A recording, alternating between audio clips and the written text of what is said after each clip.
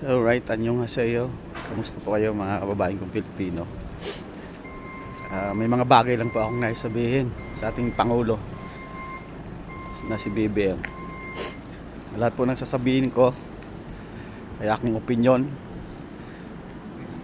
sa lahat ng mga nangyayari ngayon dyan po sa Pilipinas, bilang isang Pilipino, bilang isang ama, at bilang isang OFW.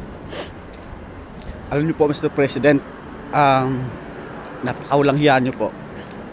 Sa totoo lang, ang kapal ng mukha mo. Sobrang kapal.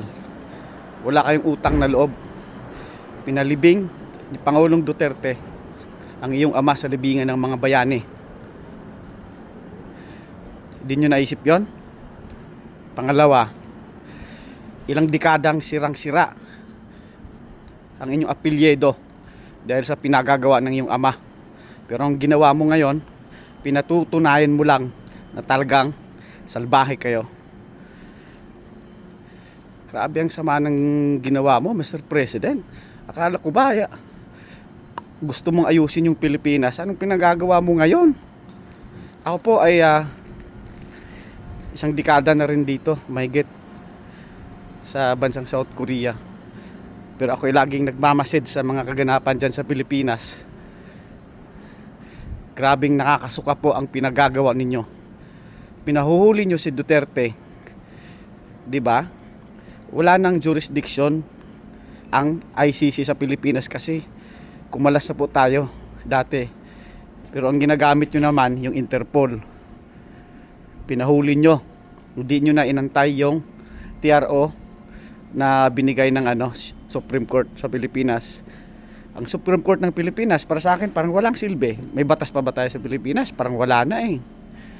Kasi wala eh. Isipin nyo, hinahayaan ng gobyerno natin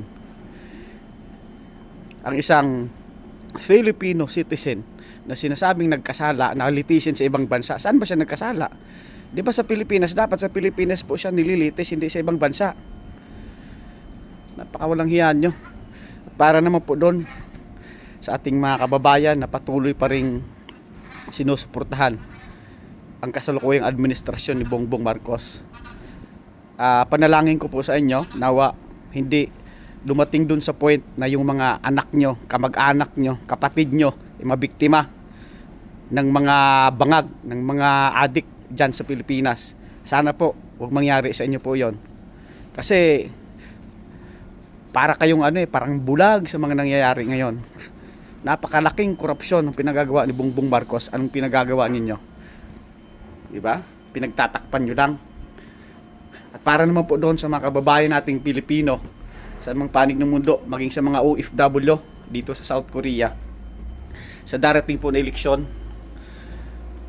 palakasin po natin ang ating boses sa pamamagitan ng pagboto ng lahat ng kandidato ng PDP Laban. Iluklok po natin silang lahat. Kahit may mga ilan tayong di gusto, iluklok po natin silang lahat. Kasi hindi na po talaga tama yung pinagagawa nila eh. Ako kagabi talagang di ako nakatulog. Umiiyak ako. Sa sama ng loob ko talaga sa ginawa ni Bongbong Marcos. Gusto kong mag-live kagabi, kaya lang iyak ako ng iyak. Pati yung asawa ko nadamay na. Kaya mga kababayan, magkaisa po tayo. Walang hiya po itong gobyerno na ito ng Pilipinas. Sobrang sama. Kaya dapat talaga matigil na ito. Sana idaan po natin sa sa panalangin. Alam naman natin na ang lahat ng mga bagay ay pinahintulutan ng Panginoon. Di natin alam kung anong plano niya sa bansang Pilipinas. But as of now, tayo po ay magtulungan. Malapit na po ang eleksyon. Iluklok, iboto po natin yung mga nararapat na mga kandidato. Maging doon sa pinakamababang pwesto nating gobyerno, lalo't higit sa lahat yung sa congressman, yung lahat ng bumuto pabor sa impeachment ni Sara Duterte, wag nating kalimutan, wag natin silang iboto kasi sigurado after nyan kay Pangulong Duterte, si Sara Duterte naman ang kanilang isunod. Kaya tayo po ay magtulungan ngayon. Talaga naman, basta ako sobrang sama ng loob ko. Ay nako, God bless you Philippines.